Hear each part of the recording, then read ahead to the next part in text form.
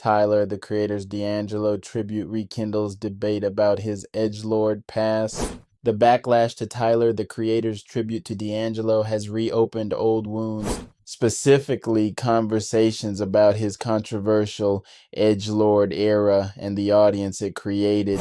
While Tyler mastered the art of shock and provocation early in his career, he didn't invent it.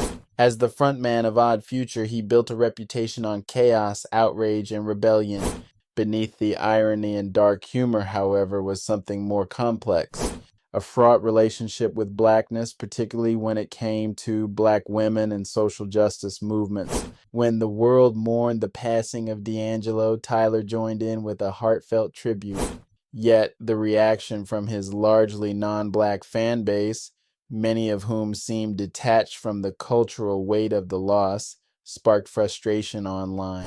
After Tyler liked a post on X, formerly Twitter, criticizing his white fans for failing to appreciate black art the way he does, the conversation shifted sharply. Social media timelines filled with reminders of his past lyrics, tweets, and interviews that once mocked or distanced him from black identity. Fans weren't calling for cancellation, but for accountability.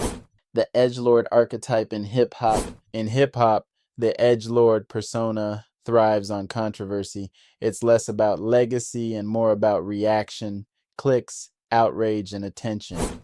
This archetype masks provocation as rebellion, though it often targets marginalized groups rather than systems of power. Artists like Eminem during his Marshall Mathers LP era or XXXTentacion during his rise blurred the line between rebellion and ridicule. Even Kanye West wielded trolling as performance art before his public downfall. Tyler, too, once belonged to this lineage. During Odd Future's peak, his lyrics reveled in shock for shock's sake, rapping about rape, violence, and slurs with a smirk. On Tron Cat, he joked about molestation. In Yonkers, he threatened to stab Bruno Mars and hurled homophobic slurs. He later dismissed it all as just art, but for many fans, especially young black ones, the damage was real. The truth is, edgelords don't challenge oppression, they mirror it.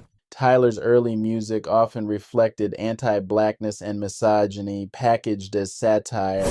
He distanced himself from black culture while profiting from mocking it, cultivating a fan base, largely white and online, that found amusement in watching a black artist ridicule his own identity. Odd Future and the making of a shock culture. Odd Future's rise was unapologetically confrontational. Their music and visuals were raw, abrasive, and proudly offensive. Tyler embraced the weird black kid label but weaponized it, turning alienation into hostility. His early albums, Bastard and Goblin, were dark and experimental but often cruel. Songs like She and Tron Cat portrayed violence against women, while tracks like French mocked black women for their complexion. When criticized, Tyler dismissed detractors as too sensitive, calling his work satire